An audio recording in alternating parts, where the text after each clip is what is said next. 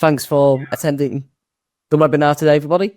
We're here to talk about, well, the topic, as you see on the screen, is red is the new blue, how we're using threat intel to help Crimson 7, so Thomas Murray's threat intelligence supporting Crimson 7, to create purple teaming, which is set to become the next level threat-informed validation tool. And if I can click next, here we go. So the presentation is typically clear, and as I mentioned earlier, we are recording this presentation, so it should be available shortly after this webinar, so people can catch up if needed.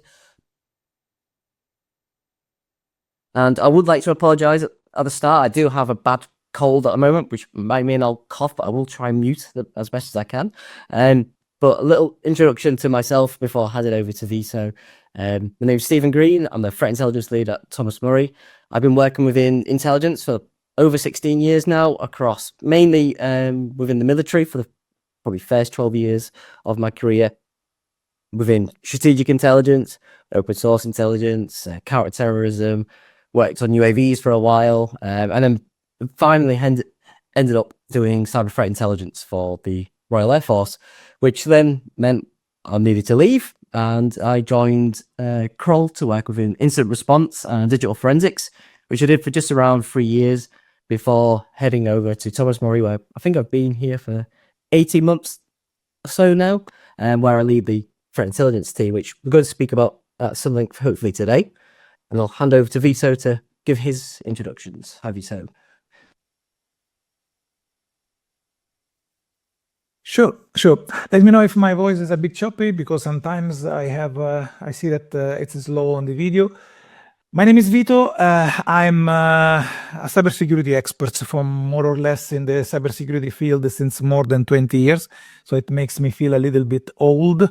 But long story short, I've been going through different cybersecurity challenges in my life. I was myself an ethical hacker when I joined IBM, and I was part of the X-Force team in the past. Then I moved to PwC, leading as a director incident response and ethical hacking team, and finally Kroll as a managing director, again still in the same proactive type of business, working essentially as a global leader of red and purple team. This is probably where we met, Steph. I mean, so Steve in Kroll, but now I'm currently a managing director in Crimson 7, which is a company which specializes in threat research, and it's where I will probably where we almost developed what you were going to see during this presentation later on. So that's it, a little bit about me. Awesome. I'll move on to the next slide. So let's see. So what we're going to cover today is I'm going to give a brief overview of what threat intelligence is to those who aren't in the know, and then how we use it to create threat-informed security or threat-informed defense, and also how we sort of support what Crimson 7 do with threat intelligence-led red teaming. And Vito's going to talk about that and things like atomic simulations, and then his raining TTP simulations, and then at the end he's going to talk about rinsing the water. And then obviously, if you've got any questions, please let us know in the chat, but also take any at the end as well. So, threat intelligence and how we sort of do it at Thomas Murray. So, for those that aren't aware who haven't used threat intelligence before, what we are trying to do within threat intelligence is to basically give you all the information that you can sort of arm yourself with to kind of be proactive and defend yourselves against threats. So, first step is to basically understand your threat landscape. So this could be maybe looking at your peers, people within your geography or within your sector, both potentially, to understand who may be targeting you or people like you. And then from that information, you can then start doing things like prioritization of controls. So things like maybe NIST2 or CIS, things along those lines, sorry. So all that information can come from understanding just the basic threat landscape, picking up on new trends and new threats that come along. And then from that, there's other things we provide, such as awareness of exploited vulnerabilities. So we all see every week there's a new vulnerability from one of the VPNs or firewalls. And this information we can use to actually pick up what factors are targeting these vulnerabilities, what things we need to go hunt for, because potentially we may already have been exposed because it's a brand new 0-day type vulnerability. And it's just something that threat intelligence can help provide, and also help you prioritize things such as patching as well. And then with this information, from the things we gain from threat intelligence, we can develop detection opportunities for new threats. So we can create Sigma rules or queries that can be translated from Sigma into, say, KQL or other platforms, other EDR platforms and teams, such as Splunk. We can get that information all from our threat intelligence as well. And then from the attack surface, we can, which Thomas Murray has a proprietary tool to do this, we can actually identify shadow IT, so maybe bits of equipment that people have forgotten that is connected to the network somewhere. Misconfigurations, we see still within our incident response cases, people accidentally leave things that RDP exposed, which maybe they aren't aware of, or maybe they've accidentally just misconfigured one machine. And then also we can look at breach credentials. So one of the most common initial access methods used by ransomware groups is breach credentials, and being aware that these are out there and available can obviously become a significant threat. And then with this sort of data, that these all feeds into early warning detection, but also we can monitor things such as command and control IP addresses. We look for common frameworks, and we basically scrape the internet for those, which can also help us create early warnings by noticing infrastructure that may look to mimic ours, maybe using type-of-Scott domains. And this can obviously provide us with information that maybe we're about to be targeted or one of our clients is about to be targeted. And all this data all together helps us to kind of enable threat-informed defense, and also helps us provide information to Crimson 7 for adversary simulation as well. Now, this is really basic, and apologies for all those that are aware of this, but we need to understand the intelligence cycle to work out how we're doing this. So first stage, we need to understand what we're trying to do. And at Thomas Murray, we have a lot of different clients, and we need to be able to answer a lot of their questions. So we need to be able to identify our strategy for the collection process, which is probably one of the most difficult stages, where you have to try and get hold of the data that you need. You need to try and fill in the gaps. And there's also processing stage, which takes a lot of work because we want to standardize that information. And in the intelligence world, I want everything to be in STIX 2.1. So I have to make sure that everything that I bring in, I then format and process to make it look nice, be usable, and also allows us to create relationships that we could pivot upon. And that all then enables us to do the analysis side and create our products, which we obviously try to aim towards the client who's receiving that. And then at the end, we need to get that out there. But the most crucial step for me is the final stage, the feedback phase, is where we get to verify and fine-tune our intelligence. It's also where we pick up information from things such as incident response. And also, if Crimson 7 are doing some threat emulation, we can work out things that maybe people aren't protected against, and also things we need to focus on as well. So the sources we have at Thomas Murray are quite wide and varied. We have deep and dark web, we have marketplace and forums from there that we bring data in from. We have closed sources where we have private databases that provide us a bunch of information on threat actors, campaigns, malware, infrastructure, all that sort of stuff. And then we have specific industry reports from specialized sectors where we bring in key industry aligned threat actors and again their malware and campaigns. And then into the standard blogs, news, pages that everyone sees. So the most common ones like Bleeping Computer and things like that. We then all process that data, turn it into sticks, make it usable, rather than just a big wall of text, which is sometimes not that easy to use. And then the gold dust, I think, is incident response, because that's where we see real first-hand data coming from highly reliable sources, because we see it in the flesh. And it also gives us insight not into just the threat actor, but we get really into the weeds with the activity in their TTP, so tactics, techniques, and procedures. And then there's things like threat channels, which would be Telegram channels, monitoring the threat communication. So we pull that information in as well to try and get heads up to provide that early warning we mentioned earlier.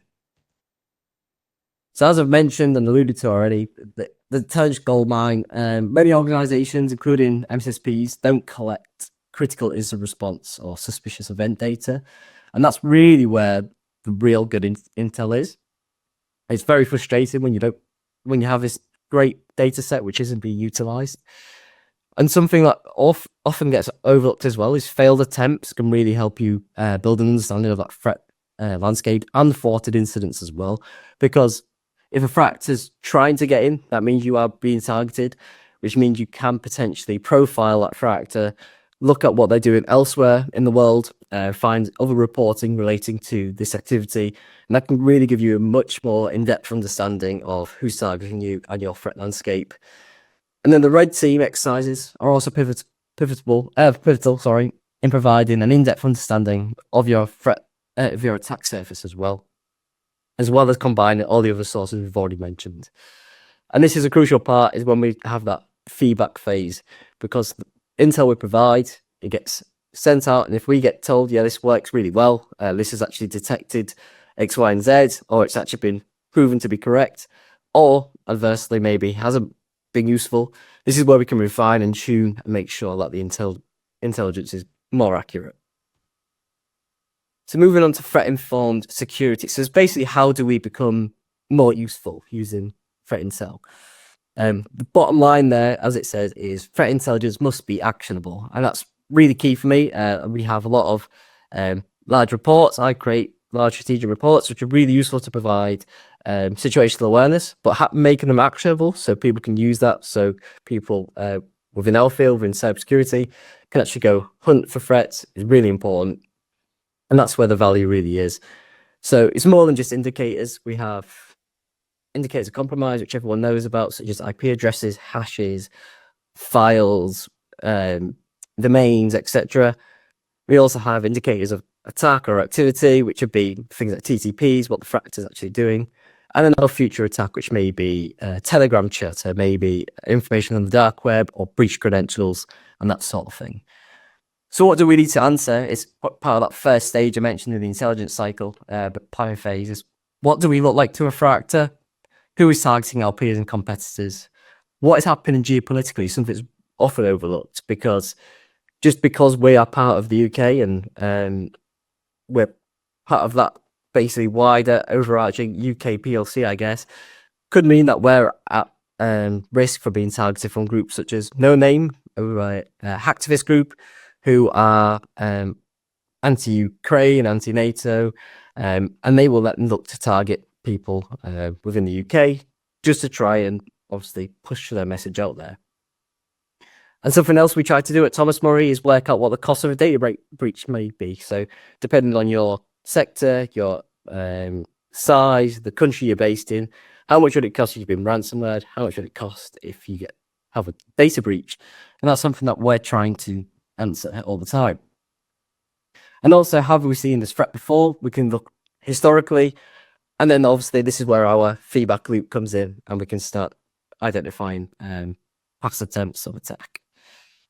And these questions allow us to be really proactive, and allows, on the right hand side, there's some examples of a Sigma rule for vulnerability, log4j, which is quite an old one now, but just shows an example of Sigma rule for that, and how we've structured all our data to be in sticks. So it means that we can pivot from one thing to the next. So for example, from this, we've got from the vulnerability to attack patterns to the actual Sigma rule itself. And that makes everything actionable.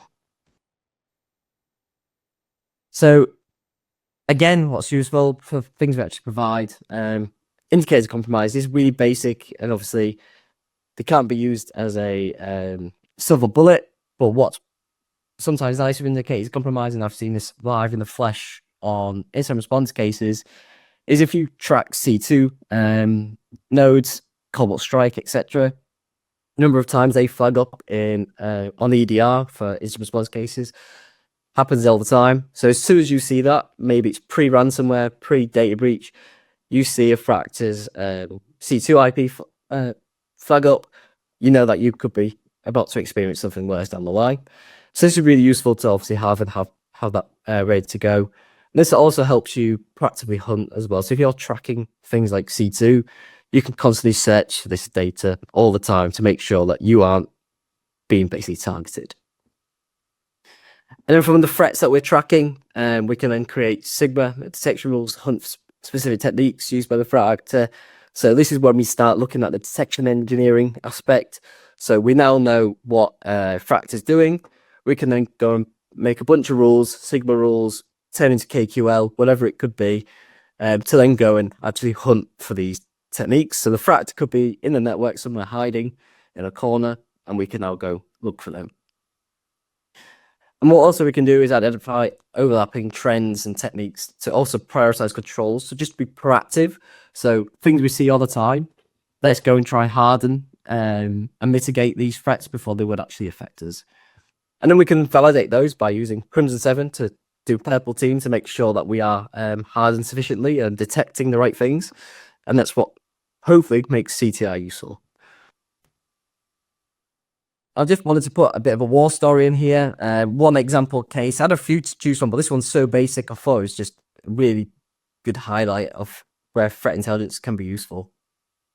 I worked with a large retailer who suffered a ransomware incident, but they've been unable to prevent further encryption, and the threat actor was still hands-on. They didn't just go out and leave like they normally do. It was slightly unusual in that regard. However, we've been collecting incident data on this specific ransomware group for a long time. And as soon as I got onto the actual scoping call and they provided me access to the EDR platform whilst I was actually on the call, I noticed that there was a tier agent, which I'd never actually seen used legitimately at the time, but it is a legitimate tool. But that had been used across a number of this same ransomware group's incidents. And it's really basic that I just saw that just by chance whilst I was just having a look through the EDR platform. And from that, we managed to actually work out exactly where the threat had been because they had installed the service on all the infected machines. And then we worked out where they initially came from via the initial install of a tier agent. So that was not actually identified by the internal IR team. They were basically playing cat and mouse around the network trying to get this threat out of there when the tier agent basically gave a fingerprint of where the actual threat had been hiding all the time. So MITRE ATT&CK, we've referenced it a few times already, but it's really the sort of language now for threat intel, really. It's how we talk about what threat actors are up to, their techniques, their tactics and procedures.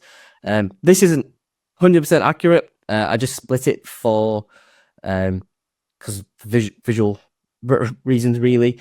But essentially what we're trying to do is identify the threat actors, as I mentioned, with the threat landscape, identify the most common techniques or the most pertinent techniques. For example, here, I've just done LSS memory dump as an example. And we give that information to the red team or to Crimson 7 in this case. And then we look at maybe the other information that we would then provide to the blue team, which would be the platforms that's affected, the courses of action, maybe the NIST2 controls, the data components where you can actually go hunt for this information. Is it from the event logs? Is it from network logs? Wherever it could be, how do we find out that LSAS memory has been dumped? And then from that, we can then create detection rules to say, okay, let's look for LSAS memory dumps. And then we can go hunt for it. And all of this at Thomas Murray is linked within sticks relationships, which makes it much easier to pivot from the identification of a threat all the way down to the Sigma rules that I've already mentioned. So just for an example to lead into what Vito's going to be talking about, I just had a quick look and saw just for some interest in APT, because APTs are always most fun to talk about, aren't they? So advanced persistent threats, typically nation states. I thought, let's have a look at oil rig. And this is the information that we currently have in our platform on oil rig, including, as you see, a bunch of the current infrastructure. So we have a bunch of typo squat domains like Cisco with a 0 on the end, HSBC with some extra characters in there. And you can see, obviously, they're using kind of typo squat domains to obviously for their infrastructure. Latest targeted sectors, which got quite a lot. But we can filter all this information to say the last month, the last 6 months, or whatever it might be. But from this, what we want to do is provide Vito with the most pertinent and significant TTPs.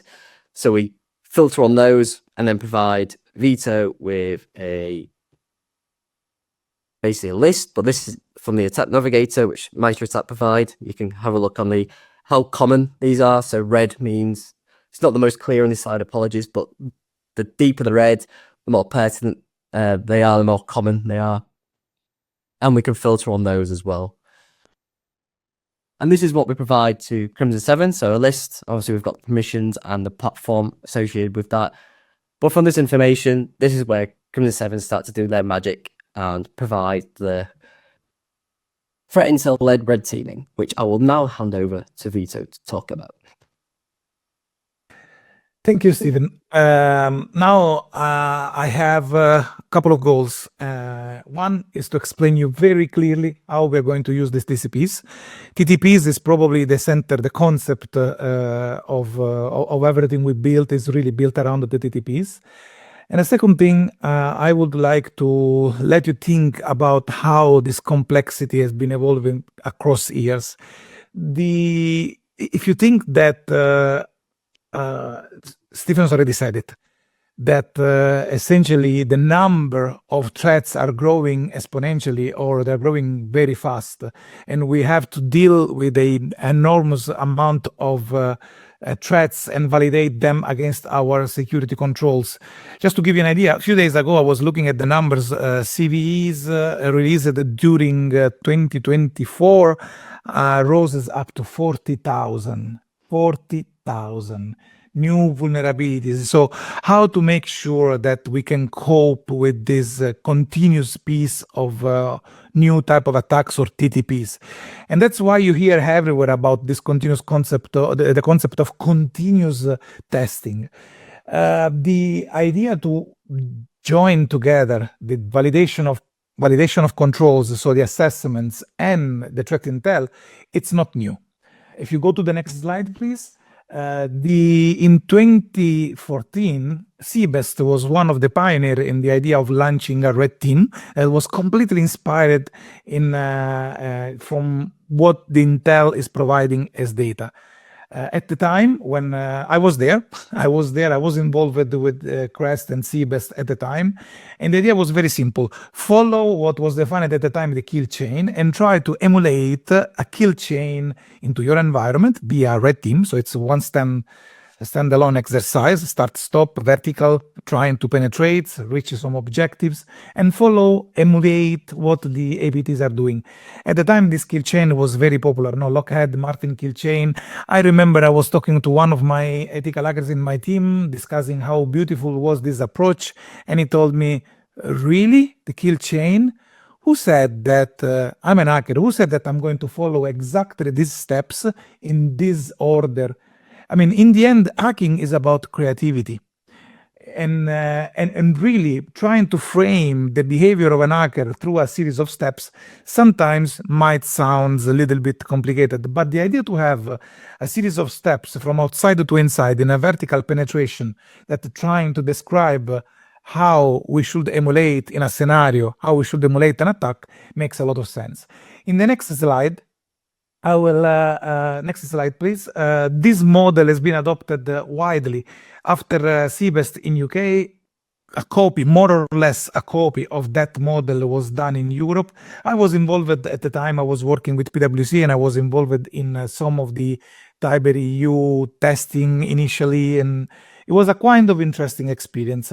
The same model was used obviously across the world, especially in Singapore and in the Asia Pac. Next slide, please. The essence of how those type of exercise works, and this is a red team, is essentially, apart from a very lengthy and stressing procurement, which probably was the most stressing part for me, the idea is very simple. There is a threat intel provider like Thomas Murray, which provides a study and provides a series of scenarios. And in these scenarios, you have TTPs, so the way the actors are behaving. And then you have a red team provider who is in charge of replicating these attacks during across a controlled exercise, possibly 3 scenarios, 2 and 1 a little bit of more innovative. But the idea is to start from existing intelligence, let's say you are in the financial environment, you want to start from Fin7 or Carnabac, those very strong existing type of groups that are, very famous and they've been very active in the past, and try to see if the controls you have in place are coping with those attacks. And next slide, please. And the answer will be, yes, my friends, we are a bank. I mean, if we cannot cope with the Carnabac type of attacks of 5 years ago or 6 years ago, probably we have a problem. And this concept of replicating attacks and trying to be as stealthy as possible, and maybe try to come with a new innovative attack that in the end the red team provider has to kind of invent out of the blue, or trying to find a solution to create new TTPs. This type of approach today proven to be a little bit more difficult to apply, more than was in 2014. In 2024, after 10 years, things have changed. The number of TTPs is growing significantly. This idea to have a vertical stealthy test, it's going to be replaced with a more collaborative approach. We don't want to be hidden by the security operations. We want to work with them in a collaborative way to test as much as possible different TTPs, because testing one, the most complex, and making sure it's stealthy and going straight to my infrastructure, it's not really proving the point across testing multiple ways to get in.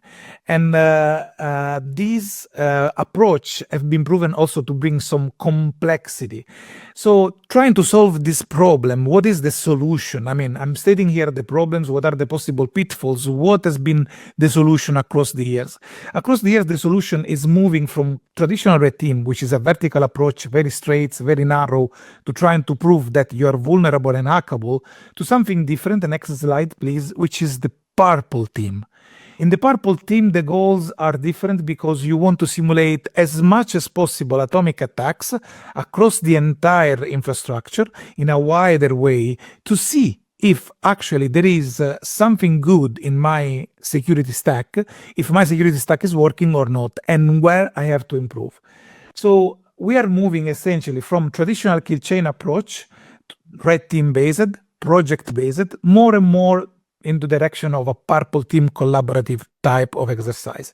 Next slide, please. What makes a purple team special today in 2024 is the capability and the capacity we have, the providers delivering this purple team, to merge together three different elements. The CTI, because you have to answer a question. I mean, there is so much threat intel out there. And the question a client might have is how I'm going to understand what I really have to test, how I'm going to prioritize those type of attacks, what I really have to make sure that I'm protected against. So the CTI helps to select those TTPs, because you cannot test all and try to make sure that you are resilient to all the possible attacks. Some TTPs applies to your environment, others not. So it's really important to work and define these possible TTPs. Again, discussed before, Steven is the man behind this selection of attack techniques and procedures. Then you have to move to simulate those TTPs, and usually you can use humans to do it, but you can use also automation tools. Today there is a strong move toward the direction of security as code, and we can try to code everything. You can code threat intel with sticks and other formalism. You can code attacks. You can code also the response code. You can code the detection code. We spoke about a detection rule like Sigma, but also like Microsoft ARM templates or KQL queries or anything else that can help detecting a type of attacks. So we do have the tools to start merging these three elements together and move from something which was a standalone project little by little to something which is a continuous collaboration and a continuous improvement that doesn't stop to a report with recommendations, but really is actionable real time into the security operations. Next slide, please. So when I said what are the benefits and I discussed with my clients about the benefits of this approach, I will just mention one thing. Of course, you are testing the attack surface, but here the goal is not like a red team. I win if you have a problem. Here the approach is different. I'm not trying to show you did a bad job. I'm trying to prove also toward your leadership, to reward you that you did a good job. So if I'm testing 10 TTPs and 8 of them got detected and blocked, this is the bright side of the story, the one that we have to bring up, and shows that your investment, you spent a number of €1,000 in your EDR, in your cybersecurity stack. Well, your money are well spent. Sure, there are still other 2 TTPs you didn't see, you didn't detect, but is there a telemetry available? Can we improve it? Can we try to make sure that you see those TTPs as well? And this is the type of approach we use. It's an improvement, a security operations collaborative approach, where we try to give value to what has been done and not to try to prove that this thing that you have in place, which is your cybersecurity stack, it's not working. And this is the different logic we have behind a more collaborative Purple team and what we try to do with our clients. Next slide, please.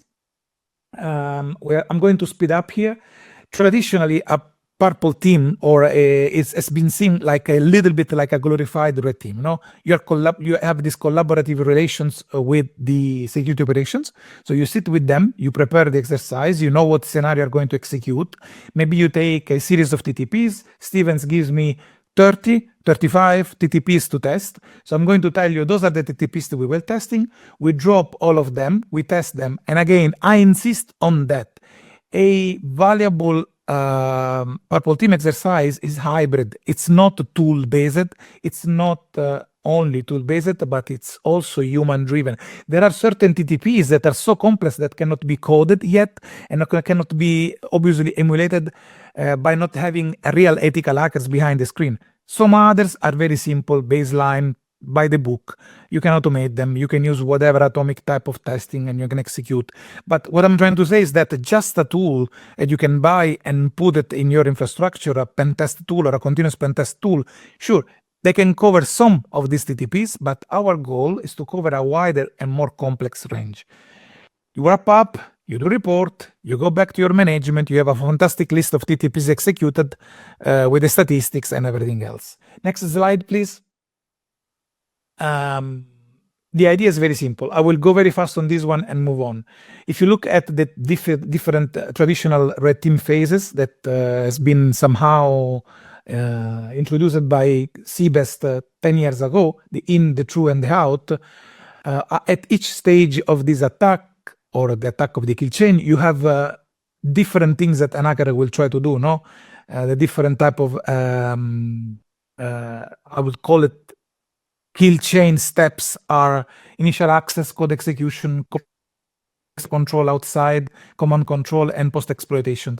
You know these ones, these are very common, everybody knows this. And the point is that what you do, you try to disseminate security controls across this chain of possible attacks.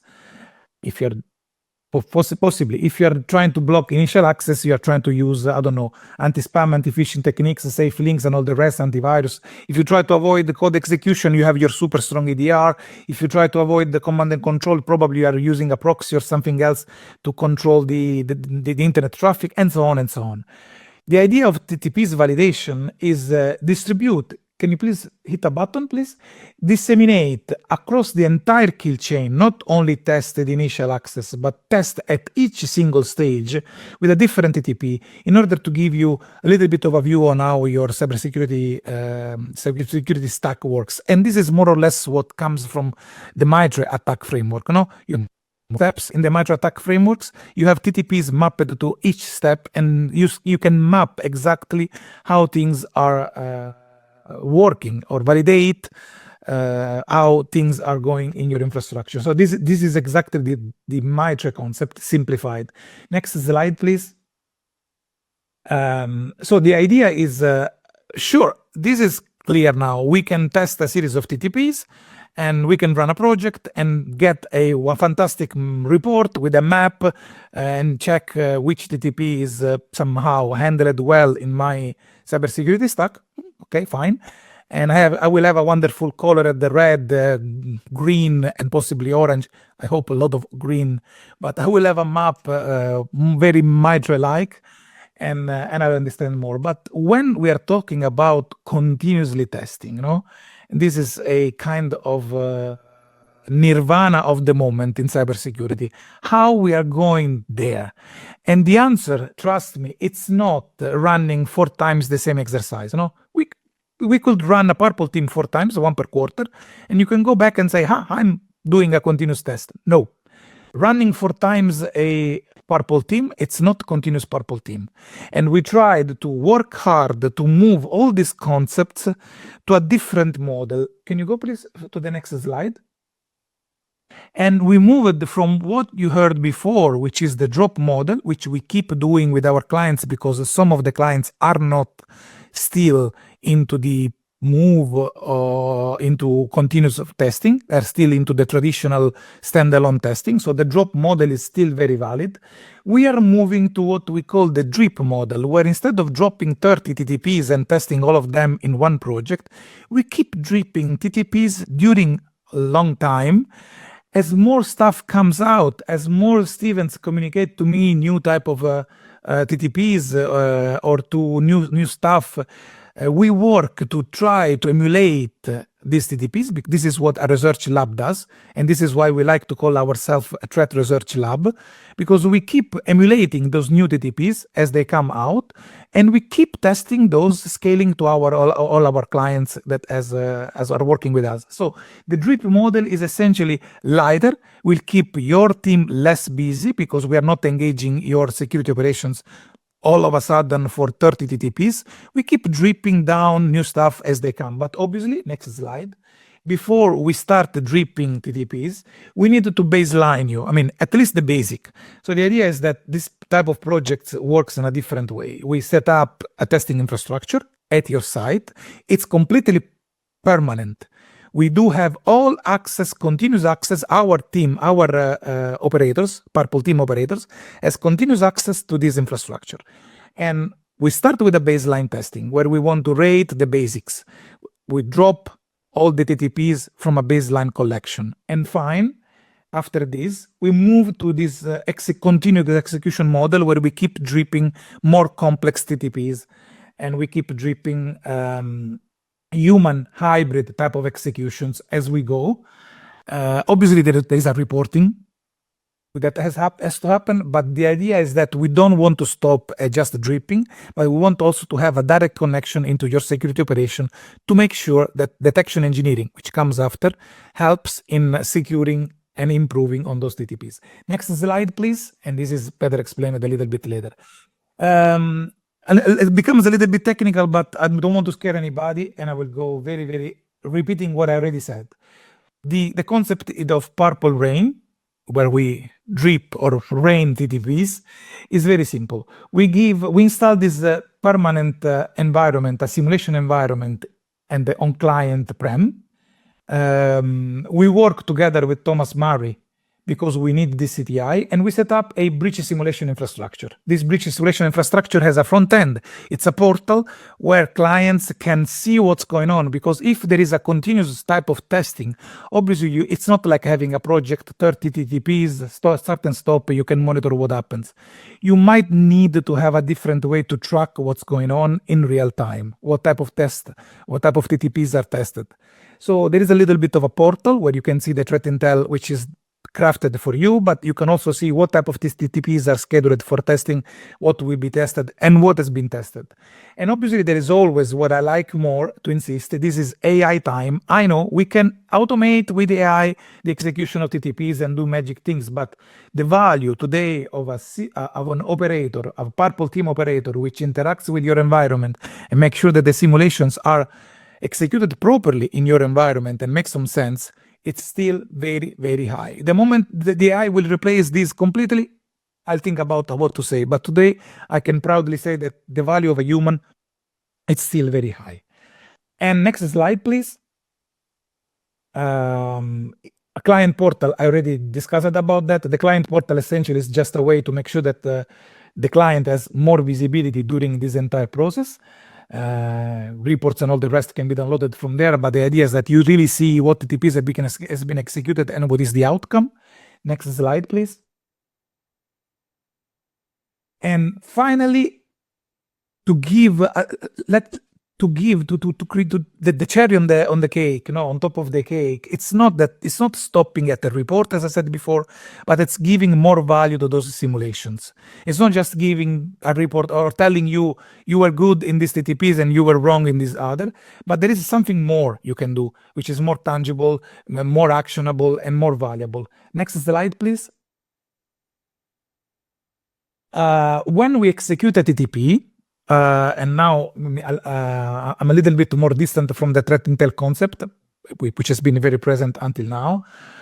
When we rate an execution of a TTP, or we perform what in the market at the moment is called like detection, confirmation, and validation, essentially you might have 4 different outcomes. Okay, you might happen that this TTP, this action you are doing against this attack, okay, let's call it attack, gets detected and blocked. Fantastic, we celebrate. I have always a bottle of champagne ready to celebrate every time we execute. It can happen that gets detected and alerted but not blocked. Some tuning to do. We can discuss about, and we can obviously discuss what is the concept of response as code.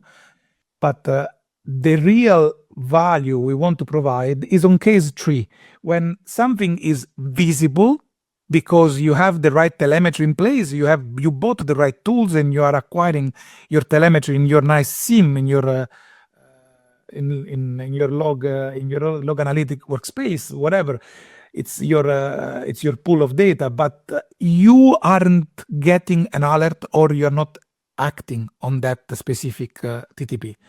This is the case where we can give a serious bump up in value, because what we provide via detection engineering will be detection rules that, as of now, for this visible but not detected event, we can bump to detected, or we can even bump to suggest a possible response.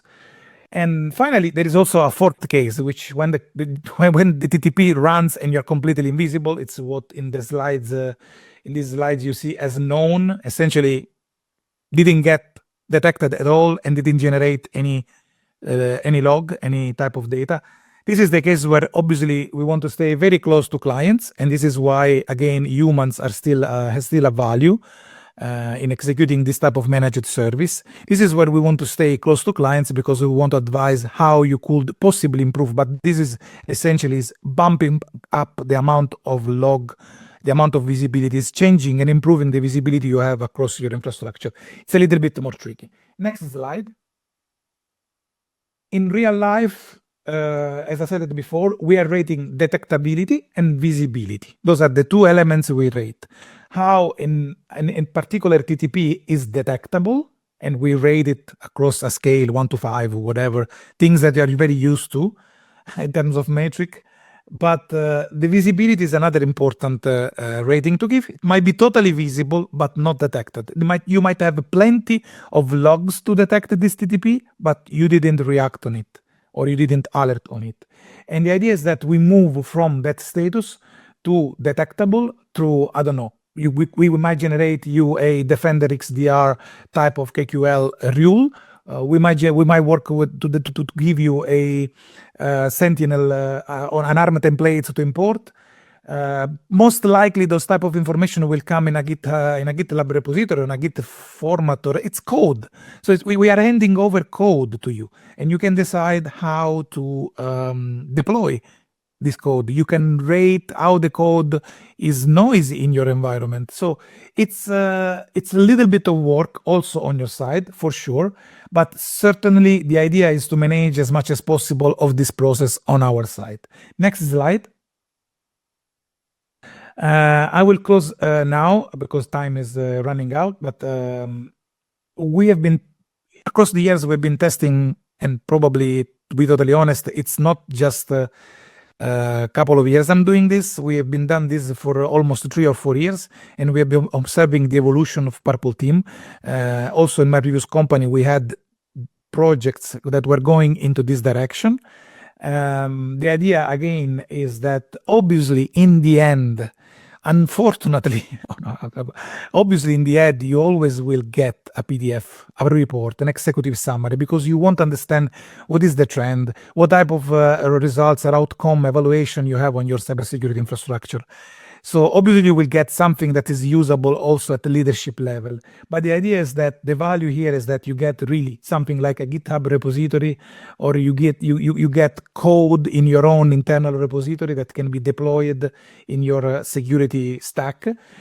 We have stories where we have done this in financial institutions. And one of the stories I like the more is one of the few financial institutions which is doing security right. They had the luxury to start from almost a blank paper, completely Microsoft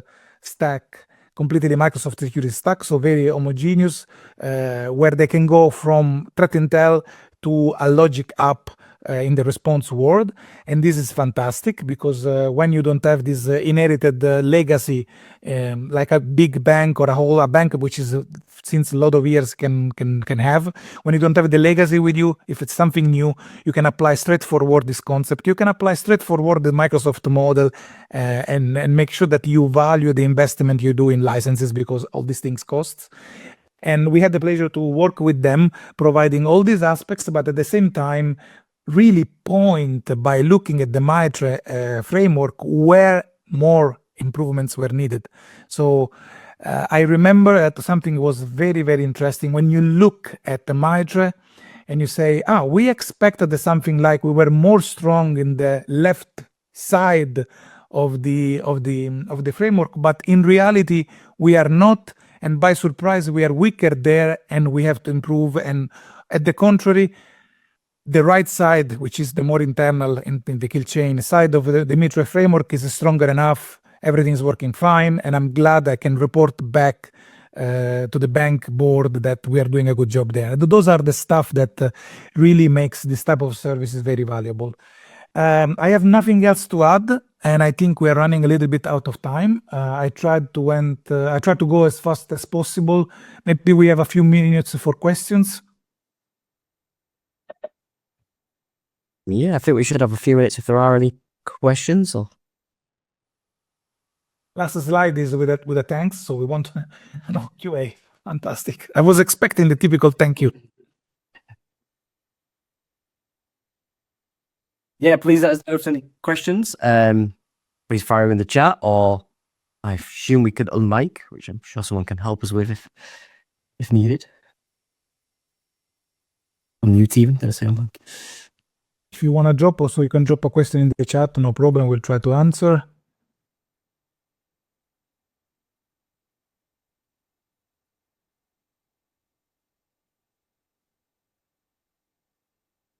Give it a minute or so, but yep. Yeah, as we said at the start, the presentation has been recorded, so if anyone wants to go back and take a look, they should be able to.